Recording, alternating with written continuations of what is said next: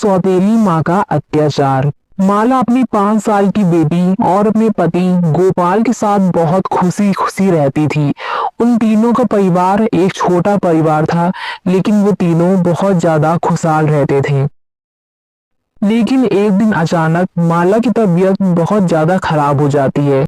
माला की मौत के बाद गोपाल और उसकी बेटी रिद्धि दोनों ही अकेले रह जाते हैं। रिद्धि, जो कि हमेशा अपने पापा गोपाल से अपनी माँ के बारे में बोला करती थी कि पापा मेरी माँ कहाँ चली गई, लेकिन गोपाल बेचारा अब अपनी बेटी रिद्धि को समझाने में लग जाता था। एक दिन गोपाल की एक दोस्त ने गोपाल को सलाह दी कि वो दूसरी शादी कर ले, क्योंकि उसकी बेटी के पालन पोषण के लिए एक माँ का होना बहुत जरूरी है। गोपाल अपने दोस्त की बात मानकर एक लड़की से शादी कर लेता है और अपने घर में अपनी बेटी की नई माँ बनाकर ले आता है। गोपाल जब अपनी बेटी रिद्धि को अपनी नई माँ के बारे में बताता है तो रिद्धि बहुत ज्यादा खुश हो जाती है और अब रिद्धि को अपनी नई माँ भी मिल चुकी थी। गोपाल की दूसरी पत्नी कमला बहुत ज्यादा शकल से सीधी दिखती थी, लेकिन मन से वो बहुत ज्यादा काली थी और उसके मन में उसकी सौतेली बेटी रिद्धि के लिए कोई भी प्यार नहीं था। लेकिन जब गोपाल अपने काम पर वापस चला जाता था, तब कमला रिद्धि से पूरे घर का काम करवाती थी और रिद्धि को बहुत ज्यादा मारती थी। अपनी सौतेली माँ की ऐसी हरकतों से तंग आकर रिद्धि अब बहुत ज्यादा बेचारी हो गई थी।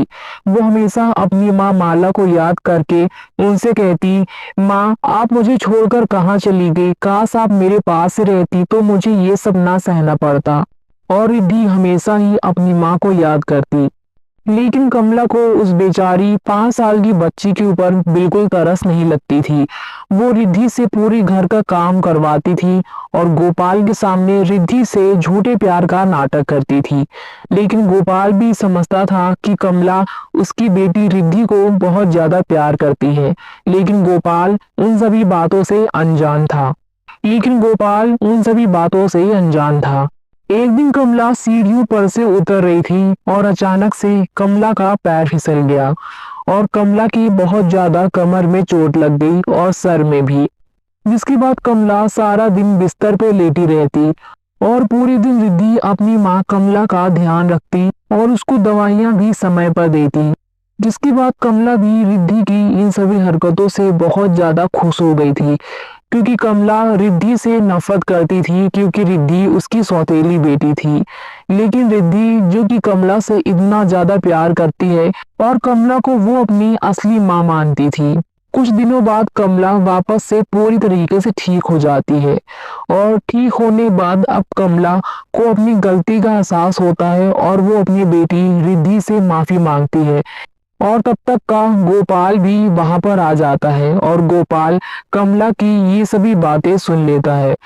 जिसके बाद गोपाल को भी पता चल जाता है कि कमला उसकी बेटी रिद्धि से प्यार नहीं करती थी। लेकिन अब रिद्धि अपने पापा गोपाल को सभी बातें बताती है और अब कमला गोपाल से भी माफी मांगती है। जिसके बाद अब रिद्धि भी अपनी माँ कमला से बहुत ज्यादा प्यार करने लगती है और अब कमला भी रिद्धि से बहुत ज्यादा प्यार करने लगी थी। तो दोस्तों, आपको आज की ये कहानी कैसी लगी, अपनी राय हमें कमेंट बॉक्स में जरूर दीजिए। साथ ही ऐसी कहानियों को सुनने के लिए हमारे चैनल को सब्सक्राइब करना बिल्कुल ना भूले। फिर से मिलेंगे अगली एक ऐसी ही मजेदार कहानी के साथ। Thanks for watching.